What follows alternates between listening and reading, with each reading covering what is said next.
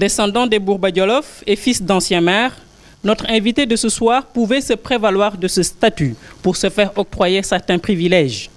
Mais il a choisi de se tracer un parcours professionnel qui lui a permis de se réaliser et de pouvoir afficher un certain standing sur le plan social. Et dans la tradition de ses ancêtres, il a voulu incarner les valeurs de son terroir qui ont pour nom Djom, Ngor, mais surtout altruisme et un attachement viscéral à sa terre du Djolof. Un amour de son terroir qu'il a forgé au point d'être le fil conducteur de sa vie. Il a commencé par des actions citoyennes pour le développement de son Linguère natal. Mais aujourd'hui, il est descendu dans l'arène politique pour mieux donner corps à sa vision pour le Djolof. Ministre de la République dans les gouvernements successifs de la deuxième alternance, il est resté cet homme dont la priorité demeure le développement de sa localité. Nous avons le plaisir d'accueillir ce soir sur le plateau de champions M. Aly Ngouille Ndiaye. Prenez place. Bonsoir, Monsieur le ministre. Bonsoir. Et merci d'avoir répondu présent à cette invitation. Bonsoir également à notre confrère Samo Mangane qui partage ce soir ce plateau de champions avec moi. Bonsoir Mangane. Bonsoir Ndedom, bonsoir Monsieur le ministre. Et merci également à ce public qui s'est déplacé aujourd'hui en masse pour venir assister à cette émission. Un public qui est venu de Linguère, mais également de Dakar. Monsieur le ministre, d'abord la première question. Est-ce que le fait d'être ministre est aujourd'hui beaucoup plus contraignant pour vous pour exercer vos activités politiques par rapport à l'époque où vous étiez sur le terrain politique mais où vous n'aviez pas encore de responsabilités étatiques? Ce n'est même pas comparable parce que actuellement nous avons beaucoup de contraintes. Vous savez, quand on est à Linguère et qu'on doit participer à une rencontre déjà qui a lieu à Dakar, on est obligé pratiquement, si on veut le faire dans la journée et retourner sur sa base, 4 heures de temps aller-retour, plus ça fait pratiquement le tiers de la journée. Tout à fait. Ensuite, quand on est ministre, il est pratiquement difficile même de trouver le sommeil. Quand je commençais mes activités politiques, à l'époque que j'avais mon cabinet, je travaillais rarement 4 heures par jour. Oui. Donc j'avais beaucoup plus de temps et à l'époque également, je pouvais me permettre de travailler même chez moi, donc avec Internet, sans pour autant me déplacer. Vous avez beaucoup plus de temps pour être sur le terrain politique. Beaucoup plus de temps. Est-ce que cela vous a donné un quelconque avantage, le fait d'être ministre, pour pouvoir exercer, pratiquer ces activités politiques? Avantage matériel, avantage... Je dirais peut-être pas avantage matériel. C'est vrai qu'il y a peut-être aujourd'hui le titre que vous avez, qui fait que beaucoup de gens viennent vers vous parce qu'ils considèrent que vous êtes dans le pouvoir, vous avez accès à certaines sphères de décision. Vous pouvez accéder au président de la République, au Premier ministre, vous pouvez accéder auprès de certains ministres pour régler des problèmes. Donc ça peut peut-être offrir ses avantages, beaucoup plus. Sur le plan matériel par contre, c'est pas évident. Parce que moi, il m'est encore arrivé de vendre des fois certains de mes actifs pour pouvoir continuer à faire la politique convenablement. Nous allons parler plus largement de ces activités politiques tout au cours de cette émission. Je me tourne vers Samo Mangane.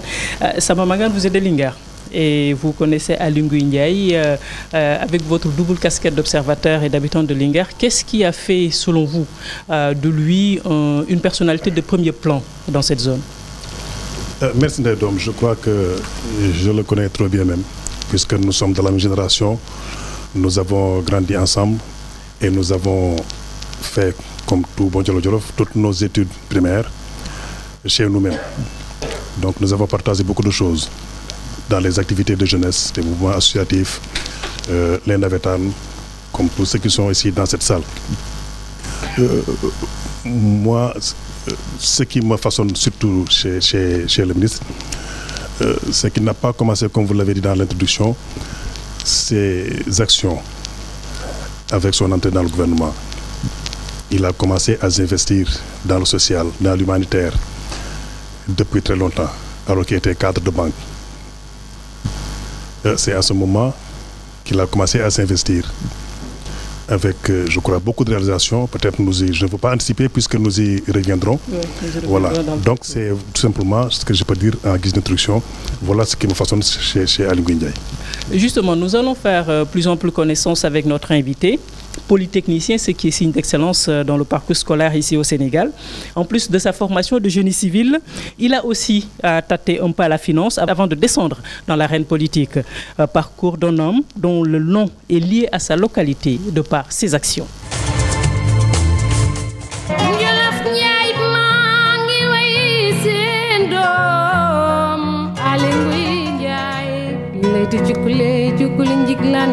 Sur ces images, on pourrait facilement croire que ce sont de jeunes recrues de l'armée qui font leur service militaire à Dakar Bango.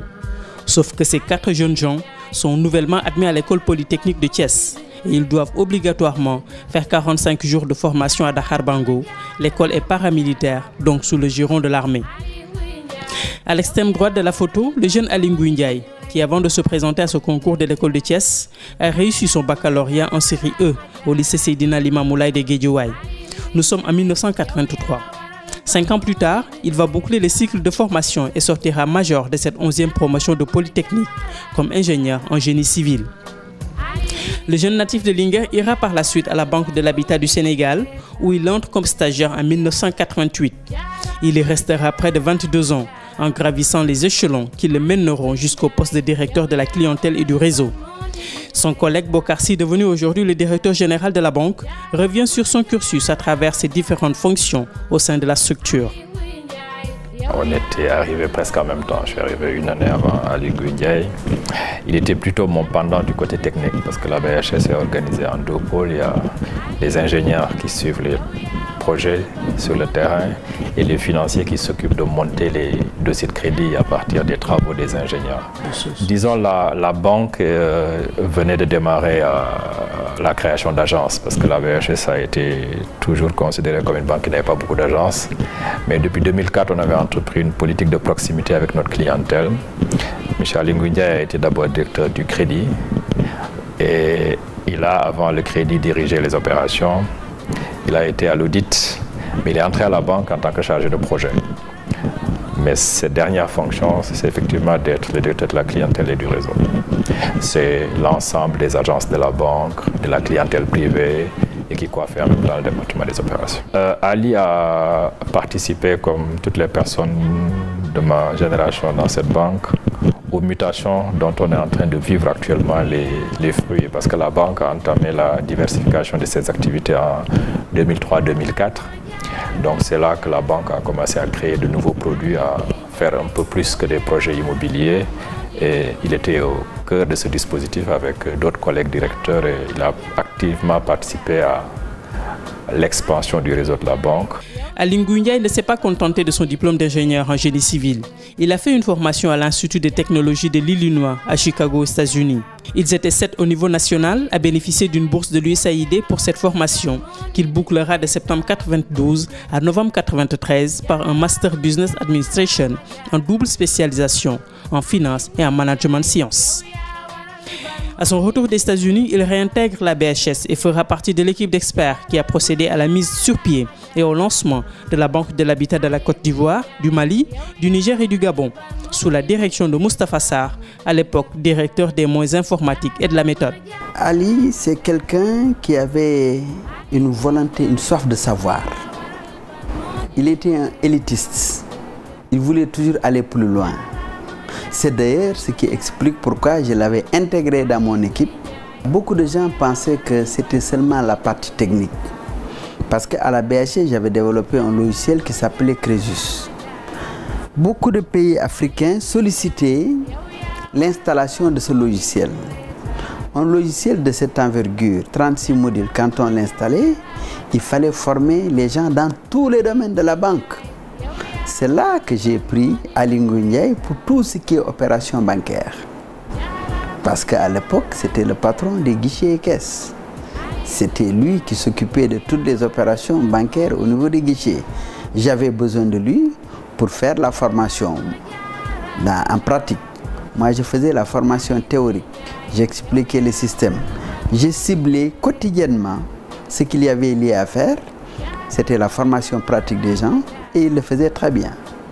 D'ailleurs, c'est pourquoi on réussissait toujours à mettre en place des banques clés en main en 2 mois. Ali Ngouille est connu pour être quelqu'un de très attaché à son terroir, le Djolof, et tous ceux qui ont eu à le côtoyer ont eu à le mesurer. Disons, quand j'ai quitté la banque pendant 8 ans, c'est à cette période que je me suis rapproché d'Ali sur le plan amical, on discutait beaucoup. Et quand je suis revenu en tant que directeur général adjoint, la première chose qu'il m'a dit, c'est que tu es revenu, j'aimerais bien rester être avec toi pendant longtemps, mais je dois me préparer à partir parce que je voudrais m'occuper un peu plus de Linguère et participer aux prochaines élections locales. Pas ces élections, mais les précédentes. Ça signifie déjà, c'est quelqu'un qui a mûrement réfléchi sur son projet, sur son envie de servir son département et son pays globalement. Et pour les personnes qui le côtoient hors du cadre professionnel, c'était mon cas. C'est quelqu'un qui a toujours vécu pour ses compatriotes de Djolof, pour ses promotionnaires de Polytechnique et globalement pour toutes les personnes qui partagent son amitié et sa fraternité. Cet attachement à son terroir, Ali Ngouille l'a traduit en actes concrets avec plusieurs réalisations au profit de la population. L'un des premiers et non moins importants est le Djolof Mutuel d'épargne et de crédit, le Djomec, créé en 1999 pour répondre à un besoin urgent de l'existence d'une structure bancaire crédible et utilitaire dans la zone. Momar Ali Ndiaye, actuel PCA, fait partie des initiateurs. Il revient sur l'historique de cette mutuelle. Nous avons eu tous confiance au ministre Ali Ngouille pour lui confier vraiment la présence du conseil d'administration avec le challenge de mettre en place une institution financière qui à l'époque n'était soutenue par aucun major. Le plaisir est pour moi de constater que si j'étais à l'initiative en 1999, le ministre Ali Ngouille, en tout cas qui a le mérite, il faut le dire, vraiment d'avoir développé cette institution dans un contexte très difficile, contexte économique et contexte politique, puisque quand même c'est une institution qui a été martyrisée vraiment vers les années 2011, par les pouvoirs publics, puisque moi je suis un serviteur de l'État et c'est vraiment avec beaucoup de trucs que je note que c'est la première fois que j'ai vu une institution vraiment de microfinance qui a été inspectée par l'inspection générale des finances et par l'inspection générale d'État. Depuis, le Djomec a grandi et s'est beaucoup étoffé, selon son actuel directeur général, même s'il fait face à des difficultés inhérentes à l'environnement économique actuel. Au moment de la création, en septembre 1999, les objectifs avaient été donc fixés en termes d'adhésion, en termes d'épargne. Donc en termes d'adhésion, j'étais fixé à 600 membres à 5 ans et à 9 millions d'épargne en 5 ans. C'était fait sous l'assistance de Djibril Diop, qui était le coordinateur de la cellule ATCPEC, qui est l'actuel DRS, Direction de la réglementation de la supervision. Donc en un an, l'épargne qui était prévue pour 9 millions en 5 ans, en un an, on était à 39 millions. L'adhésion également, en un an, on était à 963 membres. Aujourd'hui, on est à presque 14 000 membres. Autre réalisation d'une importance capitale pour les populations du Djolof, la coopérative de vulgarisation des produits du terroir, CVPT, une véritable plateforme économique pour les femmes. Monsieur le ministre Ali Ngouille, à un moment, a pensé vraiment aider les femmes. Mais avant ça, il fallait au moins organiser les femmes autour d'une structure. On a pensé à la coopérative vraiment comme organisation pour mettre les femmes autour d'une organisation. Donc c'est comme ça qu'on a créé la coopérative de vulgarisation des produits du terroir. Nous avons divers produits au Djolof. Nous avons une chaîne de valeur complète à partir du produit soum, qu'on appelle le dattier du désert. Maintenant, ces femmes ont une activité grâce au ministre et grâce à cette transformation, nous avons une centaine de femmes qui s'activent autour de cette unité de transformation des jus. Nous avons aussi une trentaine de femmes qui s'activent autour du savon. Nous avons aussi d'autres femmes qui s'activent autour des céréales. Donc, nous avons vraiment pu aider les femmes à avoir une activité. À l'instar de certaines communes, Linguère a sa radio, une autre réalisation d'Aly Ngouille Ndiaye, tout comme la maternité et des dons et soutiens qu'il apporte à toutes les franges de la population. muy lan 1960 ba léegi dañoo su fekkee gis nañ dem ci benn maire bu fekk kenn koo xam ne nii def na résultat avant nga laaj maire bu fekkee 1960 ba léegi bu fekkee am na ci Sénégal dañ ko wax am na ci 1960 ba léegi boo xamante ni yow avant nga laaj maire nga def sa bilan ba pare kon kii soxla wut xaalis maire dafa am doole noonu sànga maa ko wax baax ma ne ko yow dafa mel ni àll kese moom moo fi nekk borom doole ci jeex secteur yëpp loxo mañ ci biir pourtant ñu ñëw doole ñu bëgg nañ ci dëkk bi mais man ko nag du loolu waaye xaalis dafa baax xaalis ak doom ñooy ci xol la sax bu ko àttana def rek kooku la bëgg la bëgg Jolof la bu bëgg waa Jolof la dama Jolof ñëpp jàppale